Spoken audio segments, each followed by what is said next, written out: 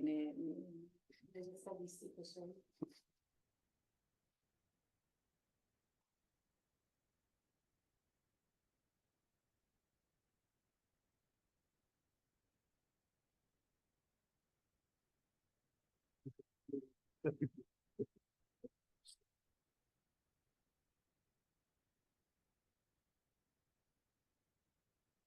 Però così mi rimane... Sì. Così, bene. Okay, so good afternoon. We had already thesis this morning, and then it seems that it was too much of activity for one day, but it was not clear that there would have been overlap when we actually fixed the meeting. So there was a delay in synchronizing the two things, and we didn't realize that there were two events until the end. So anyway, the seminar remain registered, so it's okay. So today, Marco, as a brief introduction, Marco was a student here. Some of you already know him. He obtained a PhD in February 2023. And the thesis was about multipartite open quantum systems. And after that, and the thesis was a joint thesis between the University of Balearic Islands and the University of Helsinki, where the other supervisor, Sabrina Maniscalco, one of the other supervisors, because actually this is a lot of supervisors, is based. So after the joint thesis, Marco joined the algorithmic enterprise for maybe startup for maybe 1 year, 1 year, and now he's at the Helsinki University. So this is going to tell us about thermalization is typical in large classical and quantum harmonic systems. Yes, thanks a lot. And yeah, thanks a lot for being here despite the overlap of seminars today. And yeah, it's very nice to be here again, giving an IFISC seminar after many years already. And indeed, today I'm going to speak about a topic which is a bit different from maybe what you were used to in previous seminars from our group, because it's more related about the idea of thermalization in dynamical systems. And in particular, this is the whole project was essentially inspired by Angelo Vulpiani, who is also in the subcommittee of IFISC. So probably you know him pretty well. And it's a collaboration with Romans, although not all of them are based in Rome. They are all from Rome, and in particular Marco Valdovin, who is in the Italian Research Council, Dario Lucente, who is in the University of Campania, Paolo Muratore Ginanneschi, who is actually a docent at the University of Helsinki. So Paolo was also a connection between myself and Angelo. And okay, Angelo Vulpiani from Sapienza University of Rome, who you already know. And okay, the idea was to study thermalization and to connect Angelo's works, which were purely classical, with the quantum realm. So in this talk, I will spend a few minutes introducing the topic and the motivations for these topics. And in particular, I will speak about a different approach to thermalization, which is called, was inspired by Kinchin. And I think it's not really a well-known approach. And then I will present the results of our work inspired by this approach. And finally, I will comment some future directions on how we can investigate this approach in new directions. So let's start with, let's say, the motivation and the introduction. So the question is, of course, this is a very good place to ask this question. Why does a closed classical system thermalize? That is the main idea of the work. Here I put classical because my answer here is based on classical knowledge, which is the standard answer to the question of why do we observe thermalization, how do we connect thermodynamics with kinetic theory, with the microscopic model, usually based on ergodic theory. So the idea that in a sufficiently long time, our system explores the full configurations of the phase space. And of course, we know that it's extremely difficult to prove that one model is ergodic. Only a few examples are known. But usually the argument that is used to say, but this is a very general phenomenon anyway, is based on the chaotic dynamics. Yes? Thermalized instead, but most system has energy, not temperature. Yes, yes, but you know, I'm in, but sorry. Yeah, exactly. Yes, but no, but you know, but this is the idea of ergodic theory, right? That for all practical purposes, you can take a closed system, which is not coupled to a thermal bath, but still you observe something that is considered thermalization. And for a closed system without a thermal bath, so fixed energy, this is essentially the thermalization to the microcanonical ensemble, right? So in which we have only. Well, equilibrium at an ensemble, which is a thermodynamical ensemble. So then you can define a temperature, right? So in the microcanonical case, fixed energy, you can obtain a final, you can define a temperature based on the initial energy of your system, right? Yes.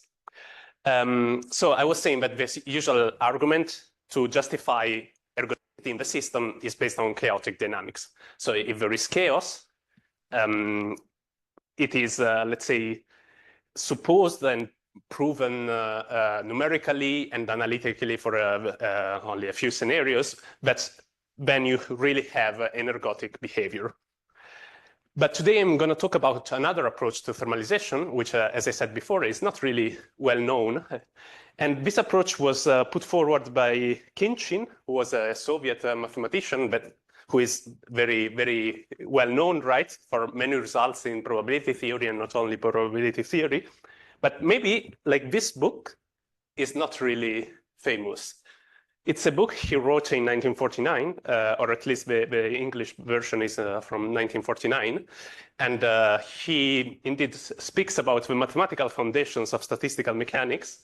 And in particular, there is a chapter and many reasoning all over the book about what he calls the possibility of a formulation of thermalization of statistical mechanics without the use of metric in decomposability. That is, if you are familiar with ergodic theory, which means essentially without ergodic theory. Ergodic theory meaning something that can be really fully explained from the dynamics, from a chaotic dynamics, as we know in the developments of the second half of the 20th century. But the point that Khinchin proposes in this book is that thermalization is a purely probabilistic phenomenon that has nothing to do with the intrinsic dynamics of a system. And it's purely justified by the law of large numbers, meaning that the relevant quantities we look at in physical systems are approximately uniform all over the surface of fixed energy of the microcanonical ensemble. And therefore, on average, with very high probability, they look like they are thermalized independently of the dynamics, of intrinsic dynamics. And these relevant quantities we are interested in are the dynamic variables or observables in the language of quantum theory. They must be functions of many independent degrees of freedom for this result to hold. It's a theorem. It's a theorem by Khinchin. But the proof in the book is only for non-interacting systems, which is quite funny because, of course, Khinchin knew this very well. For non-interacting systems, how can you exchange energy? So how can you observe thermalization? But it's a mathematical result about, you know, how the functions of the quantities we're interested in are distributed in the in the microcanonical ensemble, on the surface of the microcanonical ensemble. So to try to formulate in a different way, yes. For the independent systems, we really have solved that hard case. It's not. Why? We have doubts of this thermalization for the systems. or by independent particles. If the particles are interacting, you're not so surprised that it reaches thermalization. Well, You prove it that it does reach well, thermalization. you're not surprised if you believe that thermalization is proven intrinsically by chaotic dynamics. That it happens, but independent particles. Surprisingly, it also happens in still for I don't see it so clearly because, like, the idea, as I said, it's not about the dynamics. It's just about you define a Hamiltonian. This Hamiltonian defines the microcanonical ensemble, and the Hamiltonian of your system, in the case of Kinchin, is a system of many non-interacting particles. So we have many conserved particles. One for each particle. Exactly. Yes. That's the problem. That's the problem. Yeah, exactly. That's the problem in the case of independent particles. It's not Sure. a particle. Sure, but that's let's say that's a problem that comes from the dynamics, not from then my work here is exactly to connect these two paths, but that's a problem of the dynamics. But this is a result about, you know, probabilistic result in the structure of phase space and the surface of a microcanonical ensemble that you define in this case. So like you give an Hamiltonian, this defines the structure of a microcanonical ensemble, and the proof, the mathematical proof, is only for non-interacting Hamiltonians. So it's not like so trivial to extend it to interacting Hamiltonians, and of course then you have to give some kind of physical argument for its validity, because as you said, there are n consort quantities. So in principle, we have to be let's say clear about what we are speaking about when we say thermalization. So sorry, to give a general formulation with different words. Thermalization does not necessarily need chaos, but we need a large number of degrees of freedom, some observables that are so-called sum functions of many degrees of freedom, meaning that can be written indeed as a sum of different quantities that depend on individual degrees of freedom. And then we need something about typical initial conditions here of the dynamics. And probably later on it will be more clear what I'm referring to, which it means that we need to avoid pathological initial situations that are extremely unlikely to occur. And actually, this result was extended again to Hamiltonians with interacting particles in this paper here, 1963, by Mazur and van der Linden, in which indeed they say Kinchin did this only for non-interacting systems, but we know that this is somehow some approximation, supposing that on the grounds that such interaction terms in the expression for the energy are in the great majority of points in phase space negligible. But here they actually prove this theorem also for interacting Hamiltonians. And just to let you understand how, let's say, how little known this approach is, this paper is from 1963 and it has, I think, 50 citations, and probably 30 of them are from Vulpiani. So it's really something not really well known. And then, inspired by these ideas, there were some additional analytical and numerical results exploring this kind of thermalization from the point of view of the dynamics now, like starting from the dynamics and like looking at what we can find using this approach, but now following the dynamics of the system, only for typically 1D and 2D lattices, for instance, this paper in 1960. And then you see that there is a very big jump in time. And we have some very recent papers, all from the group of Vulpiani. And they are mostly numerical results, in which, for instance, in this paper here, they study the dynamics of the TODA model, which is a well-known integrable model, non-linear integrable model, in which what they observe is something like this. If you remember the Fermi-Pascaud-Lamzinku experiment, numerical experiment, in which you excite only one normal mode, and then you follow the dynamics, you follow how the energy is propagated to all the modes of the system. We are doing the same, like they are observing the same things. So at time 0, only one mode of the system is excited. But then this excitation spreads all over the other modes. And after a sufficiently long time, we observe energy equipartition, which in this case corresponds to thermalization. And now probably like many of these concepts will be clearer at the end of the talk. Anyway, so what was our idea?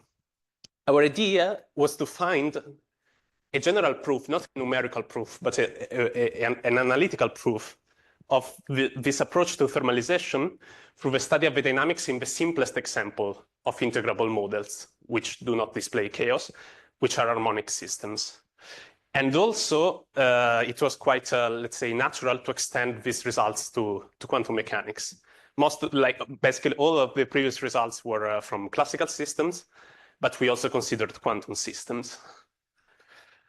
And okay, so now this was just a general introduction. It was probably a bit long, right? Yeah, but now I will speak about the work, and I will be a bit more formal. So first of all, naively, how do we describe thermalization mathematically? We have some observable or a dynamical variable, depending on the language you prefer, from classical or quantum physics.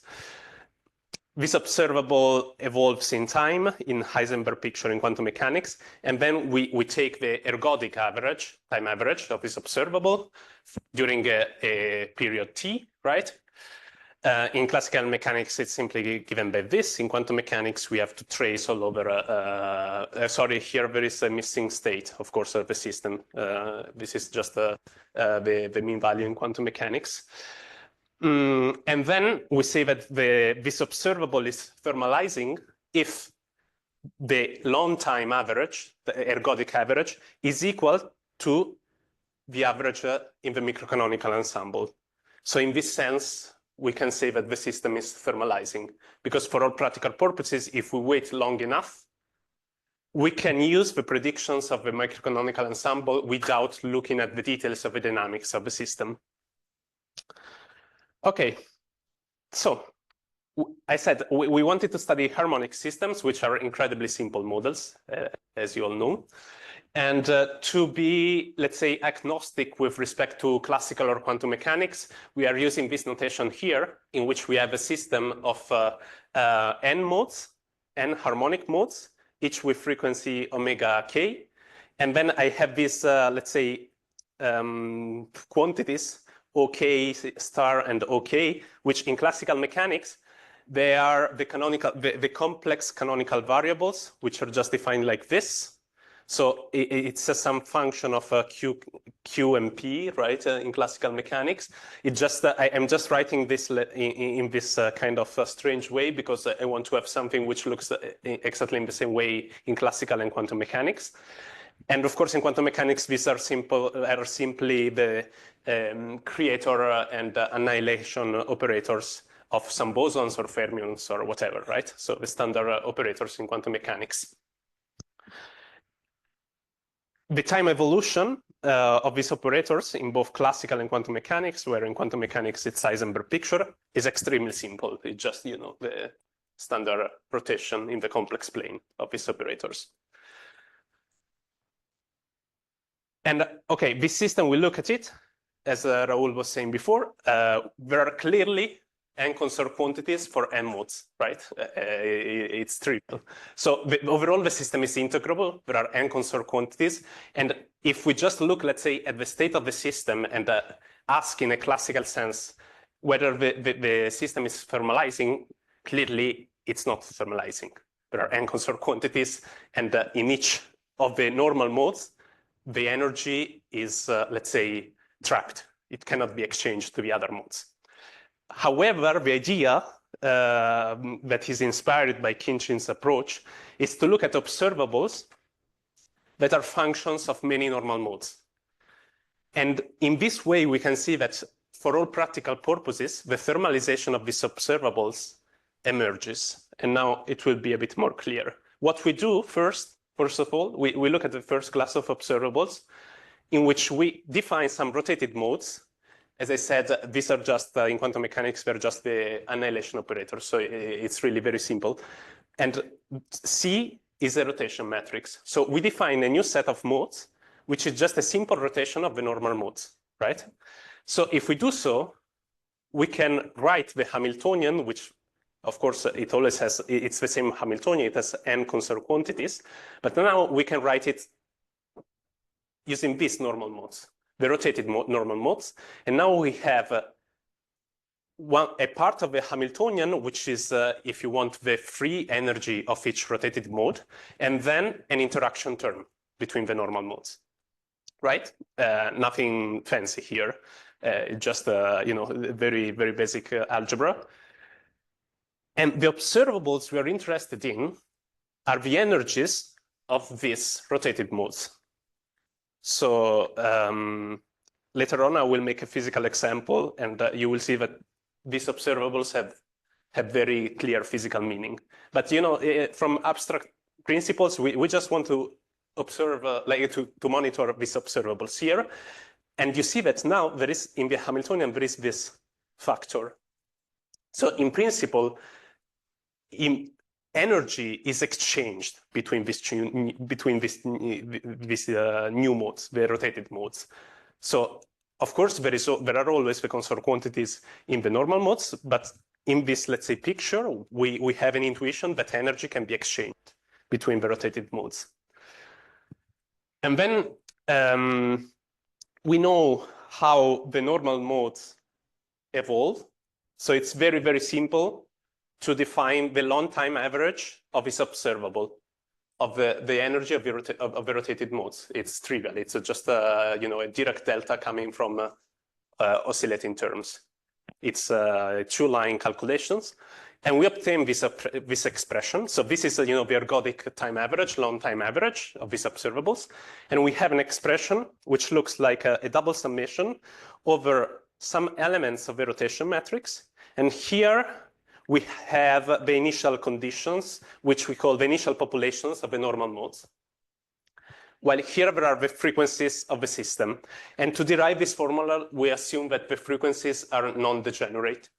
And for instance, I don't know, you can invoke, just say, even the tiniest disorder in your system is creating some non-degenerate frequencies. So I think it's a fair assumption.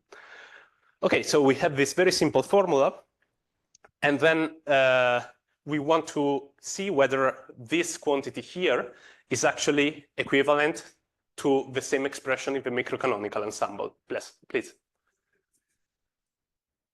All this, sorry? All of them, they don't contribute or you don't perceive their contribution?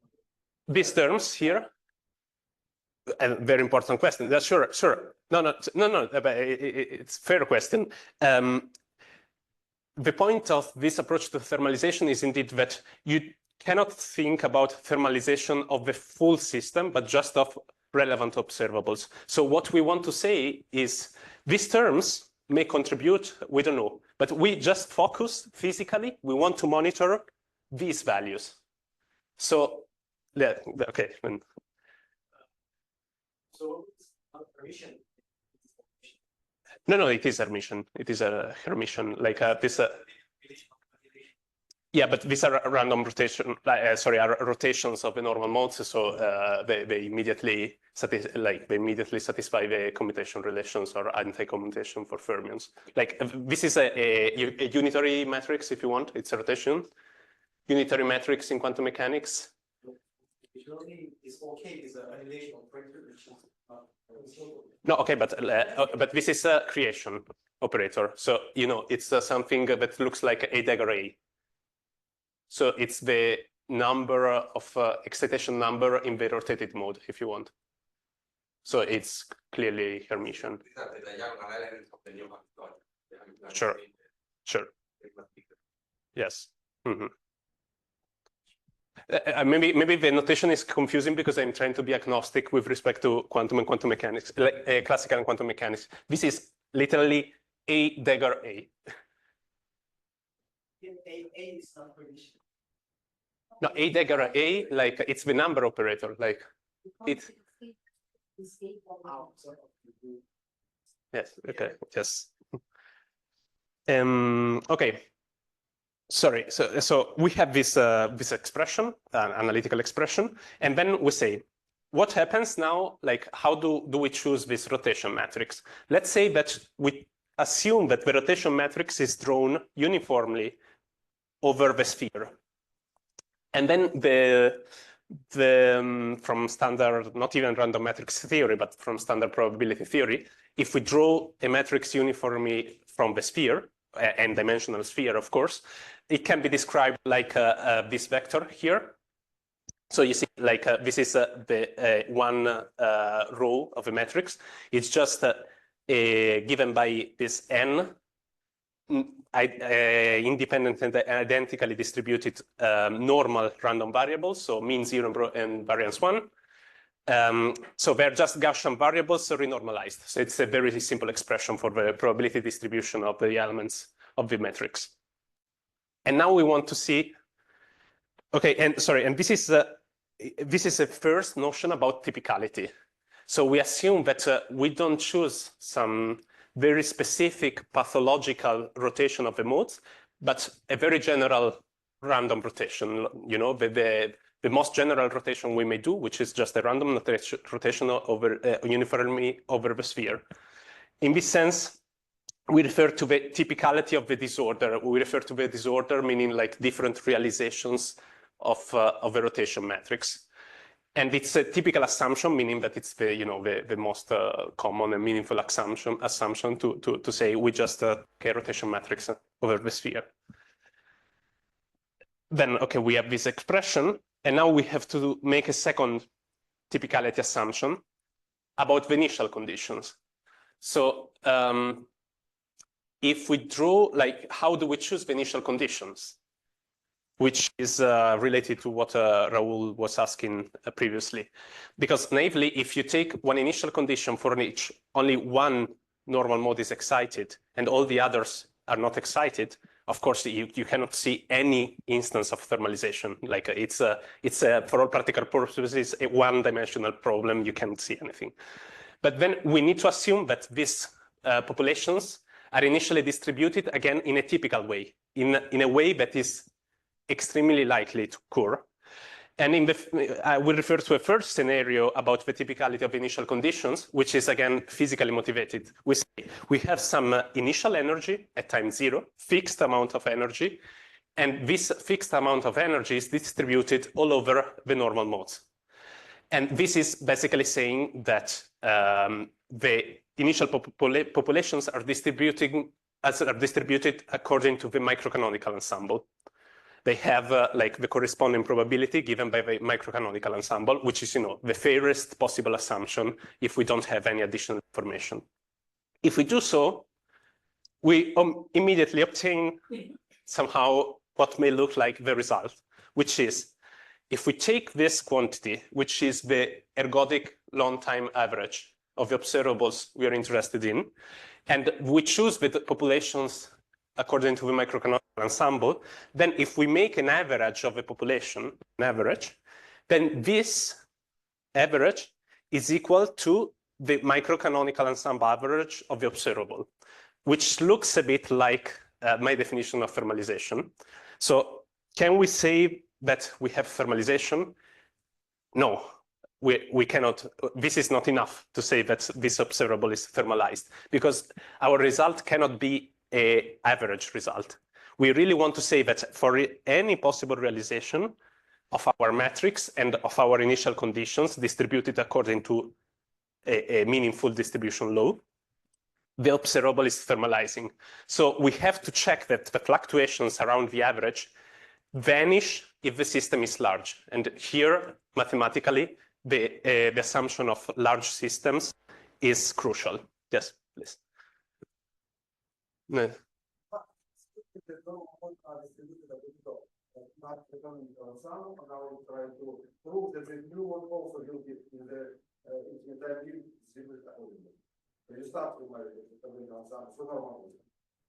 Wait, it's yes, but it's a bit more tricky. Like the normal modes are distributed, but it's not like that I fix the dynamics with the normal modes being exactly at the at the probability given by the microcanonical ensemble. Like they are distributed according to the probability law of a microcanonical ensemble. Okay, see, yes, yeah. And that's this is connected to Khinchin's idea of the functions being more or less uniform all over the surface of constant energy, which is the microcanonical ensemble. So yes, but it's not like, let's say, it's not trivial to say that the new modes are I'm not like the normal modes are not thermalized. Normal was distributed according to microcanonical, and now we're trying to prove that new what we should introduce in the diagonal part will be the time limit also. Yeah, okay, maybe I can reformulate like in the following sense. Yes, but like the normal modes are distributing according to this, but in a single realization, they're not thermalized, of course, in principle. There are fluctuations of in the normal modes, like in the energy of the normal modes. Of course, I cannot be in extremely pathological case in which one normal mode is excitedly only. Sorry? There is no fluctuation in energy. No, there is fluctuations in the energy of the normal modes, but I want to prove that for the new modes there is none, like in the large system limit. This is the point. Yeah. So we define this constant, this term here, which is capturing the fluctuations around this average. And then it can be shown that if we draw a random matrix uniformly over the sphere, so if we perform this average over the disorder of the random rotation, then first of all, this quantity goes to zero. So the fluctuations go to zero. But on top of that, we have to prove that also the variance with respect to disorder goes to zero with relatively to the mean value. So the variance goes to zero in a faster way than the mean value. And it can indeed be shown that this is the case. So by doing this, we can claim that we have proven the emergence of thermalization for these new rotated modes. So now, I know it's a bit convoluted, so let me recap what we have done, and then I will show you a numerical example that will be simpler. So we consider the energies of some rotated modes, of the normal modes, which are, of course, functions of many normal modes. Then we have to assume that the initial conditions are typical with respect to a situation in which there is a fixed initial amount of energy distributed to the normal modes with possible fluctuations around the normal modes. And then we also assume that we consider a set of modes, which is again typical, like just a random notation of them. And then for large systems only, we can prove that the energies of the new modes are thermalized in each possible realization of this scenario. So it's not an average result. It's really saying that if you take a system like that, the modes will be with probability going to 1 for large systems. The rotating modes will be thermalized. So for all practical purposes, you can speak about thermalization despite the system being perfectly integrable. And indeed, this is somehow a proof of the emergence of Khinchin's thermalization in integrable systems. So if you want like a hint that there is a way of thinking about thermalization that does not require chaos in any sense.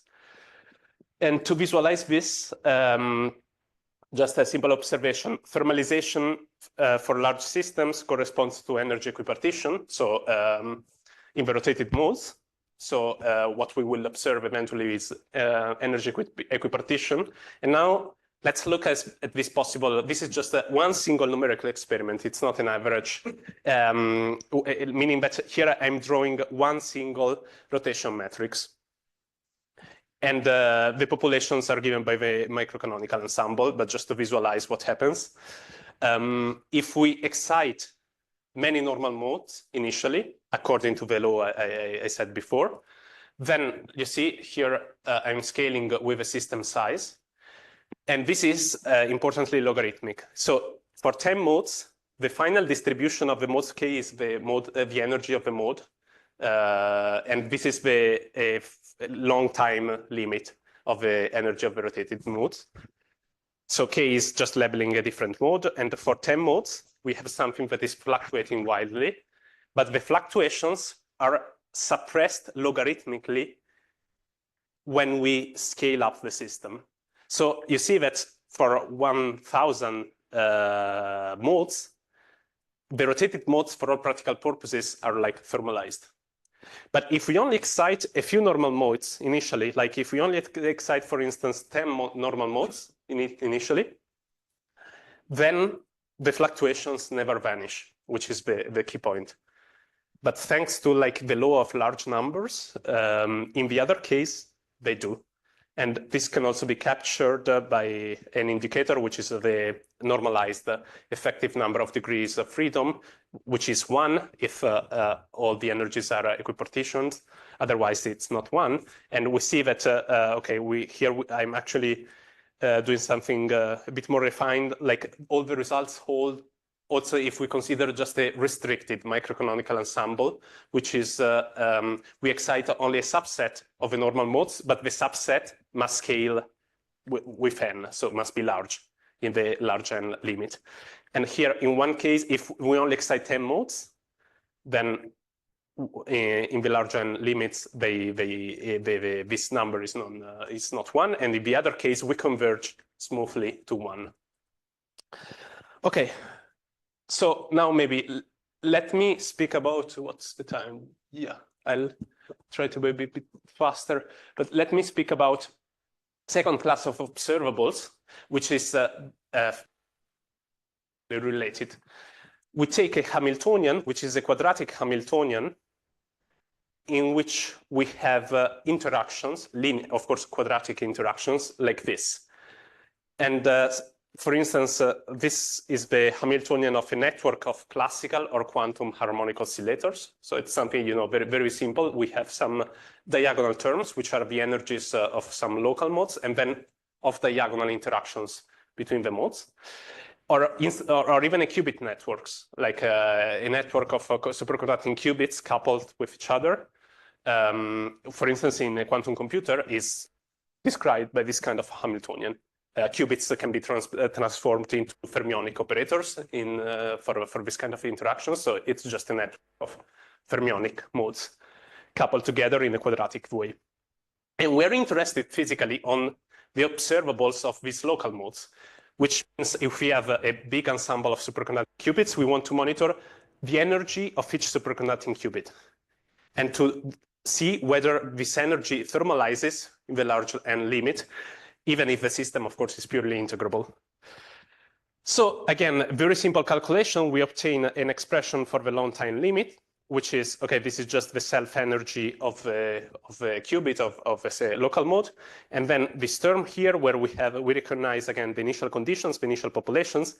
And this is the diagonalization matrix of H.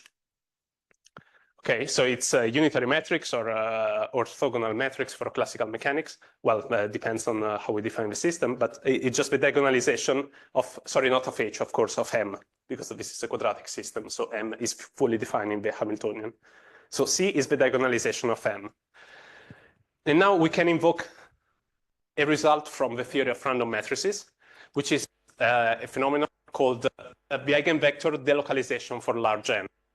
Saying essentially that for many, many types of random matrices, and there are many studies in which they fail when this result is mathematically proven, the diagonalization vector, like the eigenvectors essentially, are distributed for a large n, essentially according to a random rotation over the sphere plus some terms that decay with n.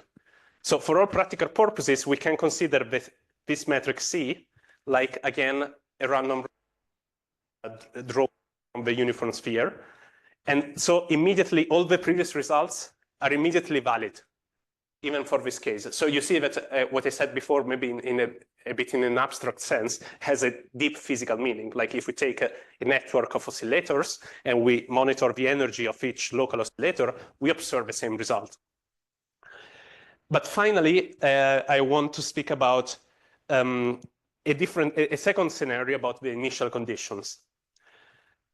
A different way, if you want, of defining typical initial conditions. And in this case, we are inspired by the Fermi-Pastorau-Lamb-Zincou experiment, which we only excite one single local mode at the beginning. And crucially, in many scenarios, this is a pathological condition with respect to the microcanonical ensemble, right? If we only excite one single mode. Because, I mean, it depends on the energy of the modes, but if the energies have a broad distribution, the frequencies of the modes, of the normal modes, has a broad distribution, then this is a pathological scenario. It's an extremely unlikely scenario, but still it's physically motivated, right? We only excite one single oscillator and see how the excitation is traveling through the network. So, and what happens in this case is that under a reasonable assumption, because we are monitoring this observable and there is the self-energy of a network. So if we assume that all the oscillators have the same energy, the normal modes, of course, but the local oscillators, so a network of more or less equal superconducting qubits, for instance.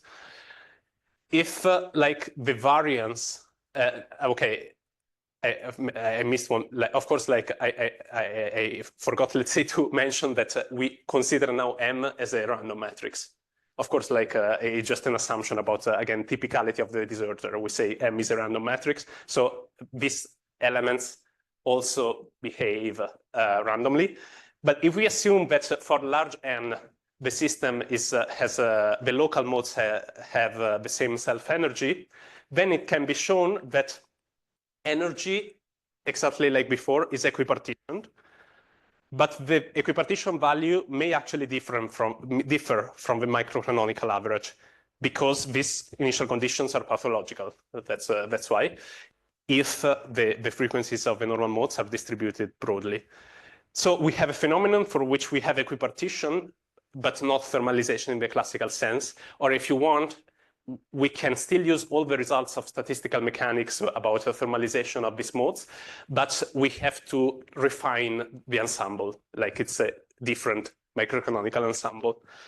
And finally, to show you numerically how this emerges, again, I excite only one mode of a system, and then I calculate the long time average. In one case, the variance of the elements is vanishing for large N, in the other is not. So you see that exactly like before, for scaling N, for only 10 modes, we have some wild fluctuations, energy is not equipartitioned, but then smoothly we get to a perfect equipartition for large N. While if the variance does not decay, then of course, like, what's the issue? We don't observe equipartition essentially because this term here dominates. So let's say the Kinchin idea is about these sums of many random elements. There is where the large, the theory, the law of large numbers comes into play. But this term otherwise just fluctuates. And once again, we can monitor the effective number of degrees of freedom. And if the variance vanishes, then we go to 1. Otherwise, we don't have full equipartition. Okay, so let me summarize what we have done. So we have considered two sets of typical observables in harmonic systems, which are perfectly integrable: rotated modes or local modes of some quadratic Hamiltonians. As we know, they are pretty much connected. We have the same expression in both quantum and classical mechanics for their long time average. And we have some typicality assumption about how we choose this random rotation or this random matrix of the Hamiltonian. And then two possible assumptions about typicality of initial conditions. Either we have a fixed initial energy that we distribute with a typical way to the normal modes, or we have a FPUT-like experiment in which we excite only one local mode. So in the first case, this fixed initial energy thermalization is typical for large systems. In the second case, we have this notion of equipartition of energy, but thermalization only to a different microcanonical ensemble, just because the value at which the energy gets equipartitioned may be different. And in some sense, like, and this is to the best of our knowledge, the first formalization of Khinchin's approach to thermalization, starting purely from the system dynamics for a general system. So it's a clear example of why chaos is not necessary if we speak of thermalization in this way. And this is our preprint about the results. Just a fast outlook. So what we want to do now is what I call the zoology of random matrices. So like to really check in physical systems when we can claim that we have eigenvector delocalization in the large n limit by monitoring, for instance, the inverse participation rate, which is something normal in these cases. And also an estimation of thermalization timescales, which related to the theory of random matrices depends purely on the distribution of the eigenvalues of the matrices. This is something we didn't do, but it could be interesting. And finally, something that may be of interest for the quantum community, to do the same when we do a case which is of interest for quantum mechanics. For instance, quadratic Hamiltonians, and we have the double excitation terms, which are diagonalized by Bogoliubov transformation. Actually, we did this, and it's pretty, this is like, we did this, but we didn't put it in the paper, and we didn't, let's say, reflect about the results. But somehow, energy equipartition is always guaranteed independently of initial condition. It's something very strange. If we take a random Bogoliubov transformation, which is defined closely to how we define random rotation, but somehow the structure of a Bogoliubov transformation itself guarantees energy equipartition. So, okay, of course, I'm not gonna speak about this result too much, but just I leave it there as a possible outlook. Okay, so thank you very much.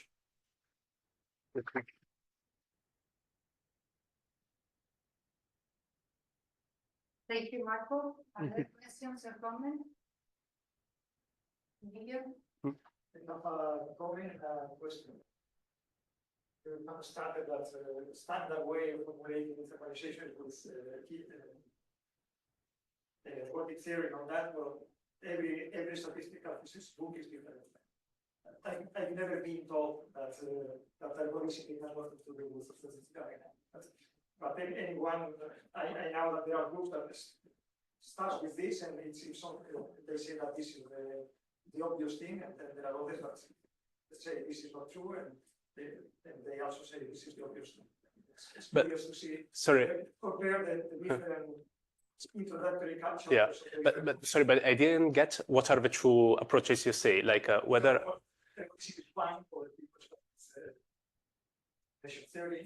Right. Yes. Yeah. Mm-hmm. Mm-hmm. Yeah. But I guess there are many more. Okay, yeah. Just a comment that every book is different. Yeah. Mm. But anyway, I like this approach better. But my question is what means equipartition in the quantum mechanics case? I thought that the equipartition was a theorem in classical statistical mechanics. Absolutely, no, absolutely, yeah, you're right. Yes, yeah.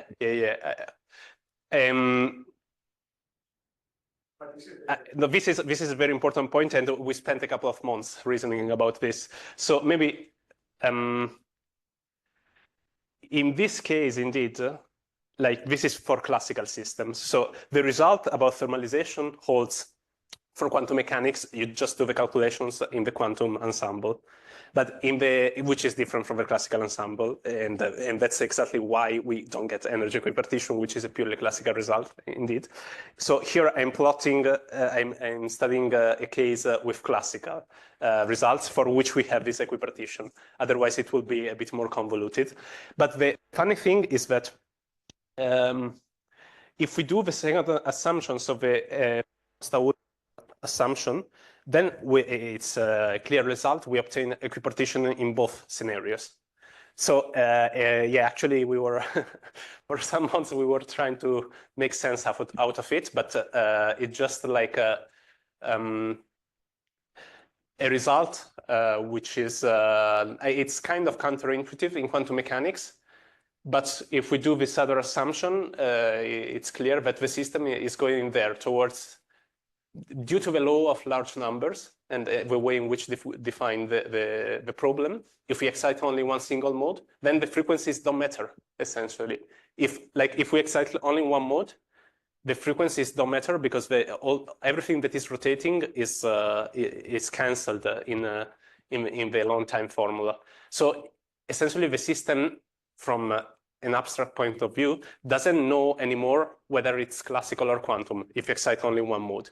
In the other case, of course, we are assuming to distribute the energy according to the classical or quantum microcanonical ensemble. So there is the difference.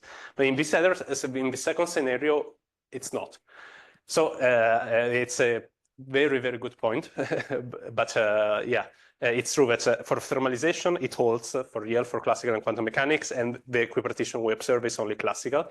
In the second scenario, in principle, like if we excite a network of superconducting qubits with a topology leading to a random topology leading to eigenvector delocalization, we have an energy equipartition of this local modes in the long time limit, which is not it's not a thermodynamical result, let's say, but still it's an equilibrium result. Everything else in the vacuum? Yes. But yes. This is a classical model. You know how many statistics of quantum particles if you only have one. Well, but let's say if you reason thermodynamically, for sure, but no, but well, but what's the like? I have a network of quantum oscillators like that I can do in the lab.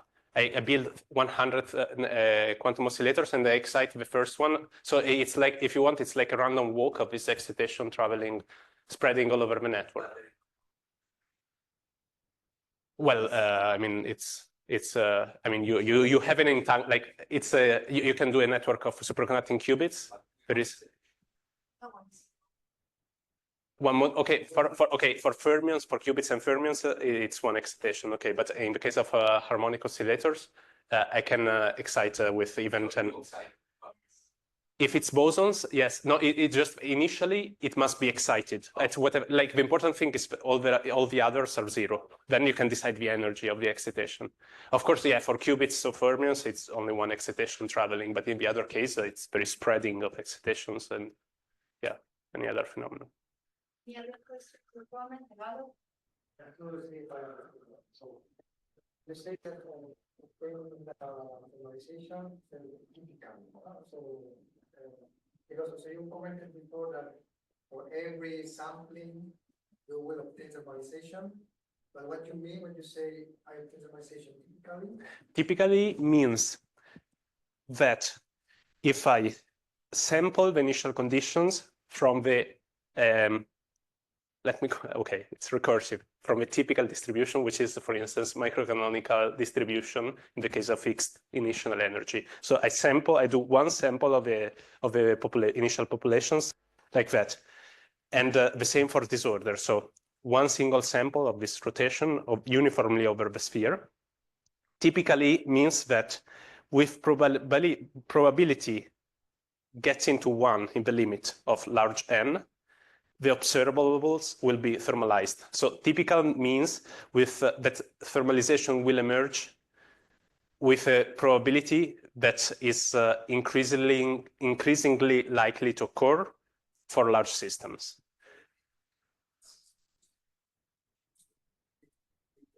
Exactly, because that's the case, for instance, if we go here, like if we only excite, for instance, if we only excite 10 modes out of 1,000, I pick one realization, but there are wild fluctuations around the average value. So thermalization is not typical. On average, I have thermalization. If I take 1 million realizations and I just consider the averages, then of course, they flatten like that. But the single realization is not thermalized. So, I mean, doesn't make sense to speak about thermalization in that case. But in the other case, for each, like with probability close to 1, if I do the simulation, I will observe this. There will be some, extremely unlikely initial conditions that they will bring me to a situation like this one. But with large N, they are suppressed. Why is important?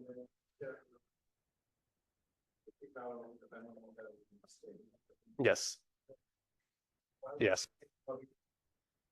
Yes, and the same also, it's important also for how you define the rotation. Because if you define a rotation which is just pathological or very close to the normal modes, so a very small rotation, of course, like you're studying something which is very, very close to the normal modes, the energy will be trapped there somehow. But if you just consider a generic rotation, which corresponds physically to, you consider a random network of interactions in your physical system, then you have a result with probability close to 1. Another question is, so there have been like several results on dynamical perspective on thermalization for quantum systems. I don't know very well the case or all that stuff, but I was wondering if you're using some connection with with closed systems or open with closed systems. I should study like the field is very big as well, so it's not easy to say that I control all the possible results, let's say. But for instance, let's take eigenstate thermalization hypothesis, which is the most employed approach to thermalization. So there they have dynamical studies in which they see that thermalization, of course, it's very difficult to study the dynamics of quantum systems, in which they show that something converging towards eigenstate thermalization. But eigenstate thermalization, in principle, appears only for quantum chaotic or non-integrable systems, which is tricky to define. But if, for instance, we think of statistics of eigenvalues, I didn't make any chaotic assumptions about the energies of the modes. So I can take, as far as they are not degenerate, I can take a normal spacing, like a fixed spacing of the frequencies, and the result holds. According to eigenstate thermalization, it shouldn't hold, because it should give, the system should go to the generalized Gibbs ensembles in which you have n conserved quantities. So what is the connection? The connection is that it's true that in principle, if you look at the full dynamics, that's what you get. But if you look only at the relevant observables, a calculation that I didn't do, but I already thought about it. If you look at the relevant observables, which are these rotated modes, and then you calculate their expectation value in the generalized Gibbs ensemble, you should get exactly the same result. So this is the connection I see so far, but yeah, it's still to be explored. Just out of curiosity, two things, but I asked one and discovered later. About the squeezing, you were mentioning actually this curiosity. You have an harmonic system anyway, but you need to do the Bollywood transformation in the presence of squeezing terms. And then you were telling that you have something more. Is this related to the presence of entanglement? So you are, even if you have the two terms, about the squeezing terms and the hoping terms, in both cases, of course, you are limiting yourself to attractive potential. So you are limiting the squeezing. No, could be bosons with any, like, maybe I don't get the language, but here you can really put whatever you want. Set of the coefficients, I would look at that the minimum of energy is not bounded from below. Okay, that's another issue, but I would like that's an issue that may appear even here actually. But yeah, like the eigenvalues of a random matrix, but it doesn't matter for the result. Like if you, let's say, if you are annoyed by this, just shift from what you want from below, and you get only positive frequencies. But the abstract result is not.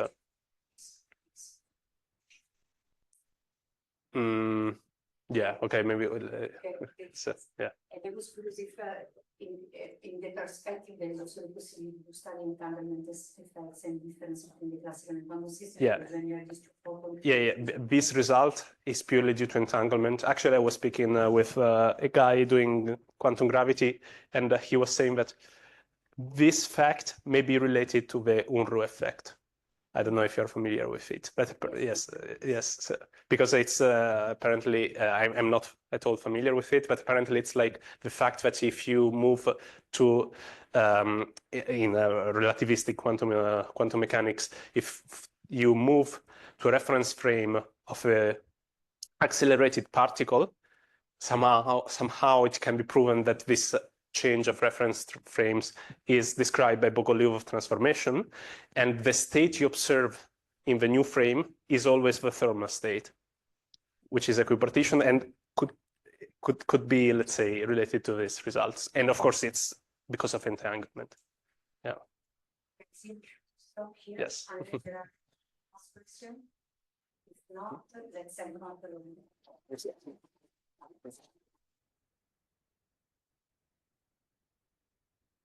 Perdón. ¿Tú ya conocías los resultados de Kinchin? Sí. Vale, sí, ya, es muy difícil.